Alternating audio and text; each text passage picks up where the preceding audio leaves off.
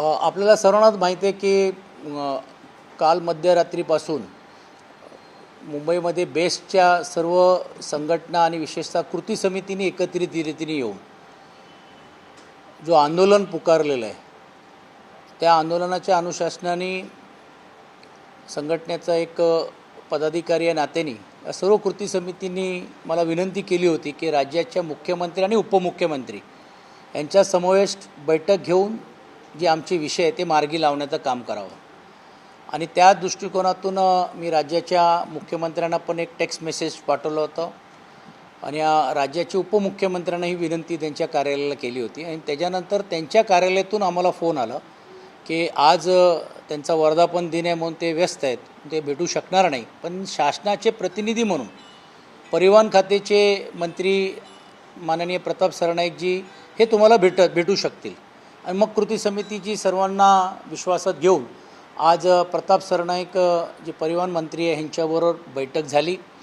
सुरुवातीला मी शासनाचे आभार मानतो की किमान चर्चेला त्यांनी होकार दाखवला आणि त्यांचे प्रतिनिधी म्हणून का होईना परिवहन खात्याच्या मंत्र्यांना बरोबर आमच्याबरोबर त्यांनी सखोल चर्चा केली। एक गोष्ट आनंद आहे की परिवहन खात्याचे मंत्री या नात्याने हा विषय माझा नाही आहे, हा नगरविकासचा आहे असं कुठचाही विचार न करता परिपूर्ण रीतीने सर्वांचं म्हणणं ऐकून घेण्याचं काम केलेलं आहे। कारण आमचं हेच म्हणणं होतं की शासनाने ऐकावं आमचं काहीतरी जे प्रतिनिधी बोलत आहेत त्यांचा कोणीतरी आवाज म्हणून घेऊन त्यांच्याशी संवाद साधावा आणि मला असं वाटतं तो संवाद साधण्याचं काम आज जरी झालं असेल त्यांनी 2-3 सूचना केलेल्या आहेत, त्या सर्व सूचना पण त्यांनी योग्य रीतीने करण्याचं काम केलेलं आहे। असं असला तरी देखील त्या सर्व सूचनाचा आधार ठेवून आम्ही सर्व कृती समितीच्या लोकांनी हे निर्णय घेतलेले आहे की ते त्या संघटनेच्या सर्व सन्मान्य पदाधिकाऱ्यांना विश्वासात घ्यावं लागेल। कारण शेवटी जसं मी म्हटल्याप्रमाणे की कृती समिती हा जरी निमित्त असेल तरी देखील लोकांनी एकत्रित रीतीने येऊन हे असातला पुढाकार जो आंदोलनाचा घेतलेला आहे त्या दृष्टिकोनातून मुंबईकरांचे पण हाल होणार नाही ही भूमिका कृती समितीची आमची पण आहे, सर्वांची आहे आणि म्हणून कोऑर्डिनेटर एक नात्याने मी विनंती केली की बा याच्यातून मार्ग काढण्याचं काम आपण करावं। त्या दृष्टिकोनातून आज संध्याकाळी 8-8:30-9 वाजता हे सर्व मंडळी आपापल्या डेपोमध्ये आपापल्या पदाधिकाऱ्यांशी समावेशची चर्चा करेल। एकंदरीत जे कृती समितींचं आणि विशेषतः कामगारांचं म्हणणं आहे की बैठका चांगल्या होतात, त्या बैठकांचं स्वागत आहे, पण निर्णय का होत नाही म्हणून किमान आता हा जो आंदोलन कामगारांनी छेडलेलं आहे ते निर्णायक व्हावं अशी ती माफक अपेक्षा आहे आणि म्हणून बैठक झाली, त्याचा निर्णय करण्यासाठी समिती झाली, पण ती समितीचा अहवाल येणार कधी, बैठक होणार कधी, मग त्याची अंमलबजावणी कधी होणार। मला असं वाटते तोपर्यंत कामगारांच्या मनामध्ये हा एक निश्चितपणे एक एकजुटीने त्यांचा जो विचार आहे की निर्णायक जोपर्यंत होत नाही तोपर्यंत आपण मागे हटायचं नाही, ही मानसिकता कामगारांची अशी या सर्व कृती समितीच्या नेत्यांनी पण मंत्री महोदयांना पण सांगण्याचं काम केलं, मलाही सांगण्याचं काम केलं, मी देखील मंत्री महोदयांच्या त्या कानावर घालण्याचं काम केलेलं आहे आणि म्हणून 8-8:30-9-10 वाजतापर्यंत आजपर्यंत ती बैठक ते सर्व आमचे संघटनेचे ती लोक घेतील आणि त्यातून तो निर्णय जाहीर करण्यात येईल। तूर्त तरी देखील कृती समितीचं म्हणणं आहे की आमचा हा आंदोलन हा असंच चालू राहील। मी परत एकदा प्रताप सरनाईकजींना जाऊन विनंती केली की आपण योगायोगाने आता राज्याच्या उपमुख्यमंत्र्यांना भेटणारच आहात, त्यावेळी जर वेळ मिळाला तर ह्या सर्व गोष्टीची पार्श्वभूमी द्यावी आणि त्यांची उद्या किंवा राज्याचे मुख्यमंत्री आणि उपमुख्यमंत्री जर उद्या वेळ मिळाली तर परत हे सर्व विषयावरती अंमलबजावणी करण्याचे अधिकार हे ज्यांच्याकडे आहेत त्यांच्या माध्यमातून जर हे निर्णायक जर झालं तर आम्हाला लोकांच्या समोर जाता येईल आणि लोकांच्यामध्ये सांगता येईल। वारंवार विलिनीकरण हा शब्द प्रयोग केला जातो पण विलिनीकरणचा अर्थ हा ST महामंडळाला लगेच जोडला जातो म्हणून मी विलिनीकरणचा अर्थ असं नाही आहे। आमचं म्हणणं असं आहे की वारंवार BSTला महानगरपालिकेच्या अर्थसंकल्पावरती अवलंबून राहावं लागतो, म्हणजे थोडक्यात आम्ही हात पसरावे लागतात। का आम्ही हात पसरावे? या अगोदर जसं अध्यक्षांनी सांगितलं किंवा कृती समितीच्या लोकांनी सांगितलं त्यामध्ये ही स्पष्टता होती की सेवा देणं हे महानगरपालिकेच्या कायद्याअंतर्गत तरतूद आहे आणि बस सेवा देणं हे देखील त्याचा एक भाग आहे। मग ती या संपूर्ण बजेटमध्ये का ते येत नाही, त्याचं वेगळं बजेट का तुम्ही करायला लावता आणि का आम्हाला मागायला लावता आणि म्हणून ते बजेटमध्ये अर्थसंकल्पामध्ये बेस्ट पण समावेश व्हावं ही आमची मागणी आहे। म्हणजे विलीकरण हा शब्द न करता समावेश करावं ही आमची अपेक्षा आणि तत्वता ते माननीय परिवहन मंत्रीने पण मान्य केलं आहे की बुवा अशातला काय भाग नाही, चांगली गोष्ट आहे. वेट लिस्टवरती असलेल्या जे असंख्य कर्मचाऱ्यांना आज किमान वेतन मिळत नाही. आता कायदा आहे ना, तुम्ही देशामध्ये आज 29 कायदे मोडून घेऊन तुम्ही 3 लेबर कोड आणता आणि तुम्ही खाजगी यंत्रणा सांगता की तुम्हाला किमान वेतन नाही मिळालं तर तुम्ही दिलं नाही तर आम्ही तुम्हाला शिक्षा देऊ. पण शासनच आपल्या असलेल्या लोकांना असलेल्या कॉन्ट्रॅक्टदारांना तसं का अंमलबजावणी करत नाही. म्हणून आम्ही आमचा आग्रह आहे की त्यांना किमान वेतन तरी मिळालं पाहिजे. त्याच्यानंतरचं म्हणणं आहे की त्यांना मस्टरवर घेणं किंवा रोलवर घेणं हा नंतरचा भाग आहे. पण तूर्त तरी देखील त्यांनी जे परिश्रम ते करतायत त्यांना योग्य रीतीने मोबदला आणि न्याय मिळाला पाहिजे. असे अनेक विषय आहेत. याची चर्चा आज सखोल झालेली आहे आणि ती आम्ही त्यांना विनंती केली की राज्याचे मुख्यमंत्री आणि उपमुख्यमंत्र्यांकडे ही जर बैठक झाली तर आम्हाला अजून सकारात्मक निर्णय घेण्याचं काम करता येईल.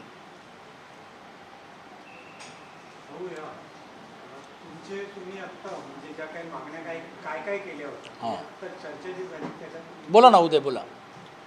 आत्ता जी चर्चा झाली त्याच्यामध्ये एक असं आहे की 2017 साली बेस्टचं जे क बजेट आहे ते महानगरपालिकेच्या अ बजेटमध्ये समाविष्ट करा ही प्रमुख मागणी आहे.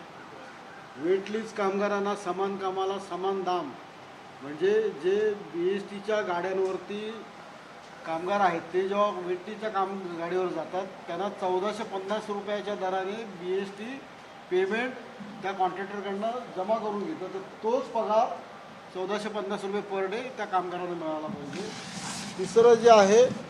तिसरा जो विषय आहे त्याच्यामध्ये BSTच्या ज्या बस आहेत त्या आज अवघ्या 249 राहिलेत आणि 2700 जरी कॉन्ट्रॅक्टरच्या गाड्या असल्या तरी त्याची प्रत ही अतिशय खराब झालेली आहे.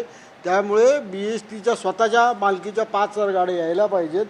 हा एक भाग आहे. आमचे जे रिटायर कामगार आहेत जे जून 2024पासूनचे त्यांचे जवळपास 1500 कोटी रुपये हे प्रशासनाने लवकरात लवकर त्या कामगारांना दिले पाहिजेत. लोक मरायला लागले आहेत आणि याबरोबर ज्या काही आणखीन आमचे लहान विषय छोटे मोठे विषय आहेत म्हणजे कोर्टाच्या ऑर्डर्स आल्या त्याचं इम्प्लिमेंटेशन आहे जे करत नाही, हायकोर्टात गेलो म्हणून गप्प बसलेले आहेत, ते सुद्धा त्यांनी आमच्याबरोबर चर्चा करून लवकरात लवकर त्याचा निपटारा करावा. हे प्रमुख मागण्या आज मांडल्या गेलेल्या आहेत. नितीन बोला, मेंबर.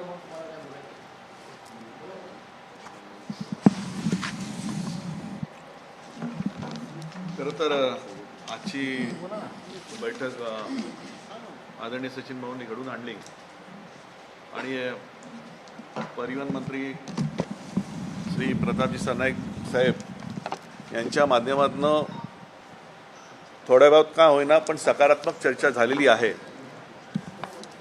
पण कामगार ज्या पद्धतीने आज आंदोलन संपावर जो सुरू आहे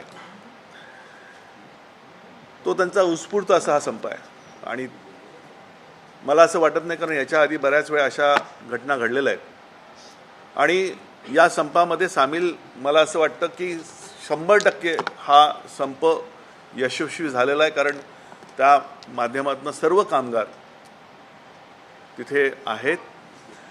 तर आमच्या ज्या प्रमुख मागण्या ज्या होत्या त्याच्यामध्ये बऱ्याच गोष्टी भाऊंनी सांगितल्या, उदयजींनी पण सांगितल्या.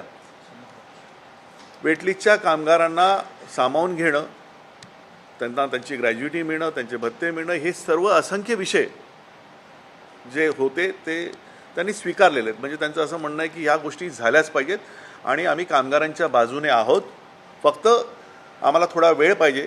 त्या माध्यमातून आम्ही पूर्णपणे त्याचे मिनिट्स वगैरे तयार करून याची अंमलबजावणी लवकरात लवकर कशी होईल याच्यासाठी आम्ही प्रयत्न करू. पण आमच्या सगळ्या कृती समितीच्या माध्यमातून आमचं असं म्हणणं आहे की कामगारांना जोपर्यंत ठोस निर्णय जोपर्यंत मिळत नाही तोपर्यंत पुढची भूमिका आम्हाला स्पष्ट करता येणार नाही. त्याच्यामुळे आम्हाला कामगारांसोबत जाऊन त्यांना ह्या गोष्टी सांगाव्या लागणार आहेत कारण आज कामगार मेठाकुटीस आलेला आहे.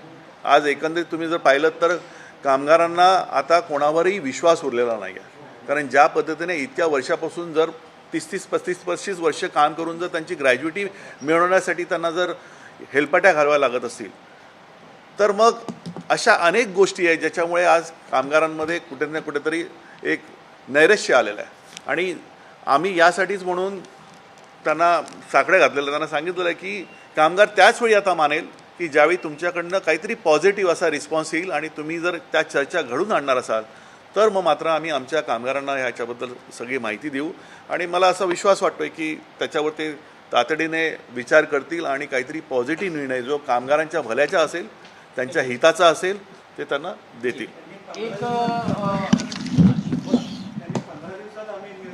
नाही, काय झालेलं आहे, त्यांनी आता समिती करून तो देऊ. आमचा विषय हे आजचा आहे. आता वेतन करार झालेला नाही आहे.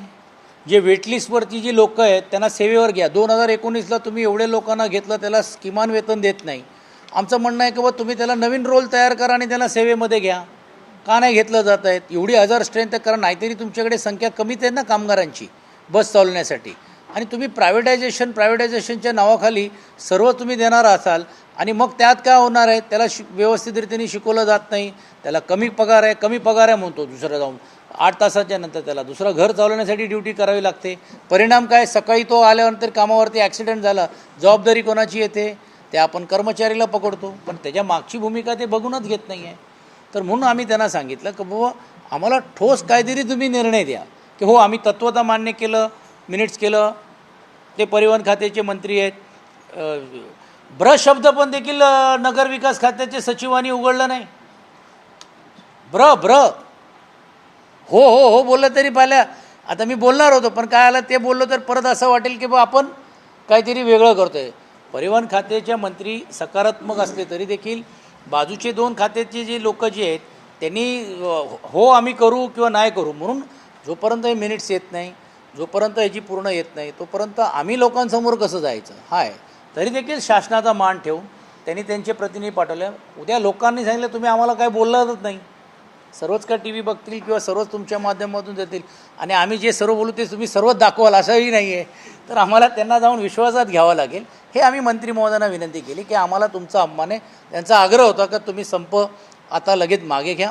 आम्ही सांगितलं की बा या कृती समितीने सांगितलं का आम्ही वैयक्तिक निर्णय घेऊ शकणार नाही, आमचे स्थानिक डेपोमधले लोकांना विश्वासात घेऊनच आम्ही याच्याबद्दलची भूमिका करू. ग्रॅज्युएटिंग 2 गोष्टी बोललात, एक की संध्याकाळपर्यंत 8 दुसरी गोष्ट तुम्ही असं बोलला की विनंती केली त्यांना की सीएमचं आणि हो वेळ द्यावी. मीटिंग घेऊन, कारण आम्ही काय विनंती केली की तुम्ही तत्वता मान्य करता, अंमलबजावणी करायची आहे, ज्यांच्या हातामध्ये आहेत त्या खात्याचे संबंधित त्यांच्याबरोबर पण बैठक आम्हाला अपेक्षित आहे. त्यांनी तेही सांगितलं की मी बैठक लावण्यासाठी प्रयत्न करतो. नाही जसं नाही बघा, कृती समितीचं म्हणणं असं आहे की हे विषय आम्ही बोललेत, सकारात्मक चर्चा जरी झाली देखील निर्णायक चर्चा झाली नाही आहे. आंदोलन जे झालं ते निर्णायकसाठी झालेलं आहे. बाप दाखवून आहे तर श्राद्ध घाल आमच्या मराठी भाषेमध्ये आणि कामगारांच्या भाषेमध्ये बोलायचं असेल तर ते संघटनेमुळे तसं झालं असं या लोकांचं म्हणणं आहे. तर असं म्हणणं यांचं म्हणणं आहे की आम्हाला त्यांना विश्वासात घ्यावं लागेल, सांगावं लागेल. ते सकारात्मक आला तर आम्ही पाठी घेऊ, सकारात्मक नाही आला तर आम्ही चालू ठेवू. आता तो निर्णय अधिकार कृती समितीचा आहे. आज संध्याकाळी काही स्टेटमेंट इश्यू करणार करतील ना लगेच. नाही कारण कसं आहे बघा, आता ते गेल्यानंतर 8-8:30 प्रत्येकजण इकडनं जाईपर्यंत आणि आम्ही काय यांनी काय केलं आहे किंवा आम्ही काय केलं आहे, विभाग वाटून घेतलेले आहेत. तर आता हे विभाग वाटेल, पण आता हे त्यांना पोचवण्याचं काम करण्याचं व्हायला तरी पाहिजे. सकाळपासून पोलीसवाले लोक लिडरांच्या घरी आलेले आहेत. 12 तास ह्यांना हे लिडरला आमच्या कृती समितीच्या अध्यक्षाला पूर्ण डिटेशनसारखा त्यांना पकडून ठेवलेले आहेत. नितीन बाळे यांच्या घरी पोलीस, आम्हाला नोटीस. असं आता सांगण्यात येतो असं की त्यांना हे दाबून संपवायचं आहे किंवा बसून चर्चा करून मिटवायचं हाच प्रश्न पडत नाही. पण आम्ही सकारात्मक बघतो की सरकार पुढे आलेलं आहे, त्यांनी चर्चा केली. काही लोक तर बाहेरूनच उपदेश करतायत 2 तास थांबा, संप असंच मोडून जाणार आहे. म्हणजे काय चाललं आहे, म्हणजे काही लोक चिघळण्याचं वातावरण तयार करून घेऊन तुम्ही कोणाला मेसा लावा म्हणताय? कामगारांना. ज्या कामगारांच्या जीवावरती तुम्ही पतपेढ्या तयार झाल्या, ज्या कामगारांच्या जीवावरती तुम्ही युनियन चालवतात, त्यांना सांगता ते हे चुकीची लोक आहे, यांना मेसा लावा म्हणून. असे काही जर दुर्दैवाने बोलत असेल तर ते चेतवणीसारखं जर झालं तर शेवटी लोक पण विचारत आहेत ना का हे असं का बोलतात, काय करतायत.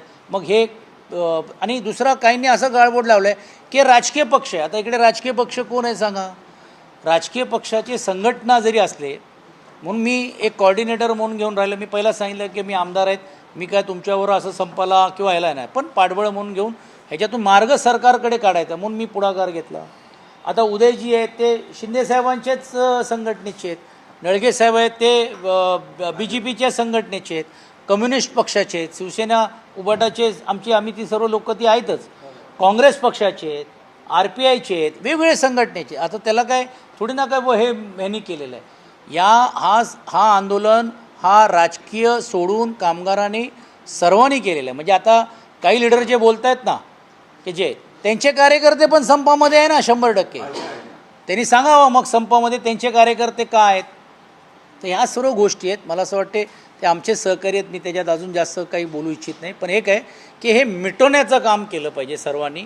आणि म्हणून सर्वांनी जे उद्या मुख्यमंत्र्यांची वेळ द्या, उपमुख्यमंत्र्यांची वेळ द्या, पण निर्णय द्या. आमची एवढीच हात जोडून सरकारला विनंती आहे की निर्णायक काहीतरी तुम्ही लावा.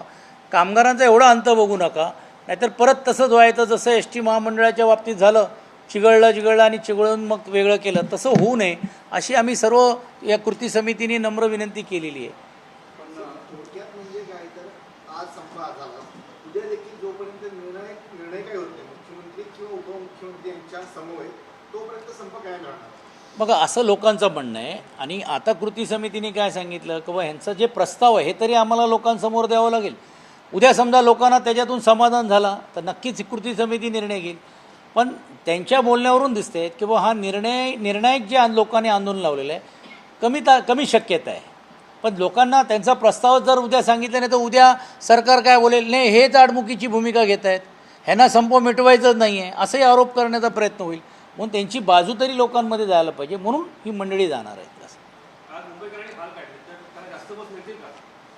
नाही बघा, आज मी हात जोडून मुंबईकरांची माफी आम्ही सर्व कृती समितीच्या वतीने मागतो. पण हा लढा हा आमच्या प्रश्नापुरता नाही आहे, हा लढा बेस्ट वाचवण्यासाठी आहे.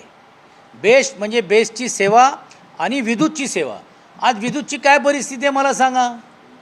प्रत्येक ठिकाणी लोड शेडिंग होते, लोड शेडिंगसारखा होत आहेत.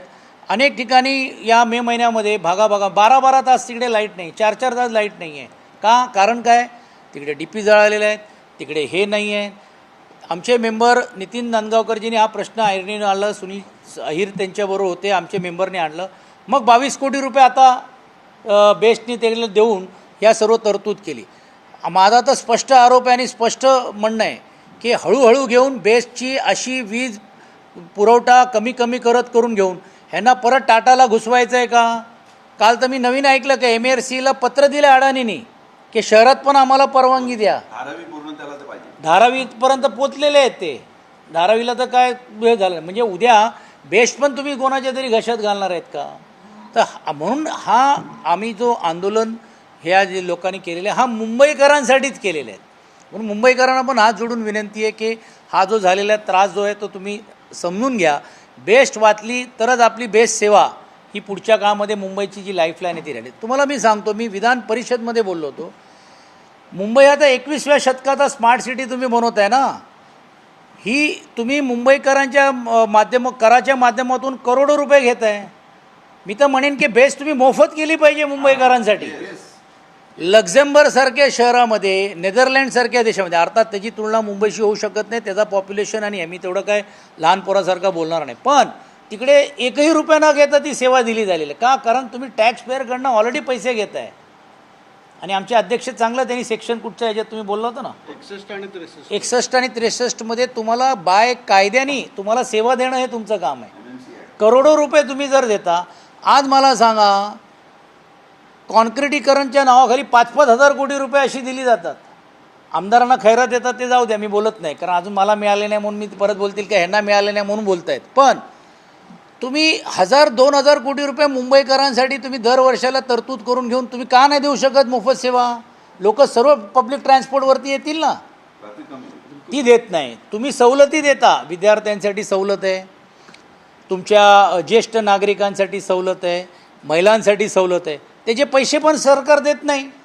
बेस्टला तुम्ही सवलत दिली, घोषणा केली ना, तर द्या ना. तुम्ही सांगा का बा एवढे सवलतीचे करोडो रुपये हे तुम्हाला आम्ही देतो.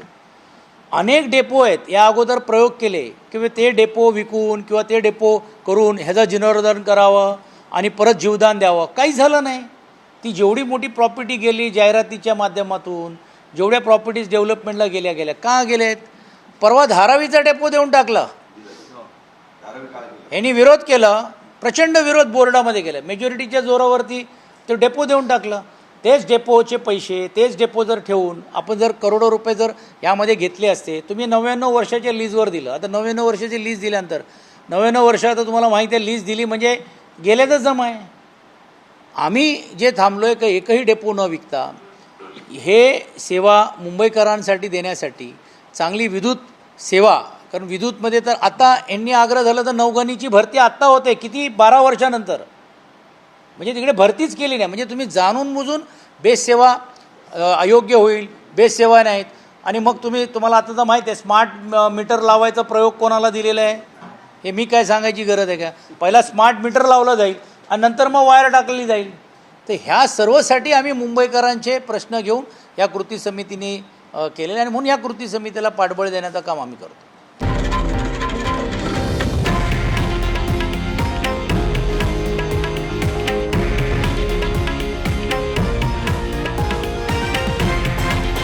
हे आहे देशातील नंबर 1 न्यूज नेटवर्क आणि आपण पाहत आहात TV9 मराठी, एकमेव.